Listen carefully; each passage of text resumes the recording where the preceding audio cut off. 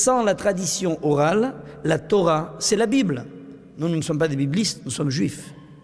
Notre message, c'est la Torah. La Torah ne se lit qu'à travers sa tradition orale, car autrement, on dit tout et n'importe quoi. Je l'ai déjà dit, vous le savez, un nombre incalculable de fois. Il y a 785 religions et sectes qui lisent la Bible différemment. Et chacun y trouve ce qu'il veut y trouver. Et chacun y prône sa vérité. Et chacun réclame sa lecture. Alors qu'on nous laisse au moins, nous, juifs de la Torah, dire quelle est notre lecture. La lecture est très claire, selon la tradition qui ne doit rien à la modernité. On nous annonce que l'homme était androgyne. Ça veut dire qu'il était bisexué. Il n'y avait pas au départ l'homme, c'est-à-dire le mâle, le masculin. Il y avait masculin et féminin dans une même créature, un petit peu comme des siamois, liés par une colonne vertébrale et qui étaient à la fois homme et femme. Qu'est-ce que fait Dieu, entre guillemets? Il sépare l'homme de la femme. Ça veut dire que l'opération, c'est quand même quelque chose d'extraordinaire. La femme n'est pas tirée de la terre, c'est l'homme qui est attiré de la terre.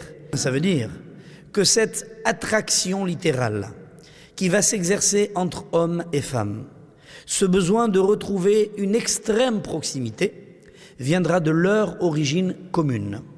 Un même être bisexué.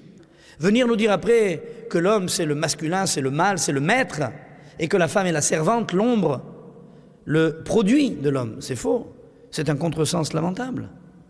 Il y a une création qui ensuite est séparée. Pourquoi séparer la création?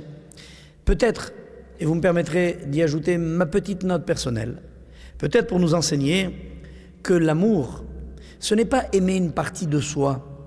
Dieu aurait très bien pu laisser l'homme et la femme androgynes, bisexués, hommes et femmes. C'eût été tellement plus facile que mon côté droit caresse mon côté gauche, comme ça on n'aurait pas eu de problème. Ou bien qu'on se frotte le dos, vous voyez, de temps en temps. Genre histoire de se faire des chatouilles, on se serait chatouillé de temps en temps le dos, et on aurait trouvé notre alter ego de l'autre côté, c'est pratique. On part en vacances ensemble, on paye qu'une place à la SNCF, Air Inter, une seule place. Oui, ça fait d'énormes avantages. D'accord? On aurait donc tout fait ensemble? Non. Dieu a estimé que l'homme c'était autre chose. Et qu'il fallait quoi? Qu'il fallait lui retirer une partie de lui-même pour qu'il puisse s'unir à elle. Ça veut dire qu'en fait, l'amour, c'est pas s'adorer soi-même, c'est trouver en face un partenaire que l'on regarde et avec lequel on réalise une union.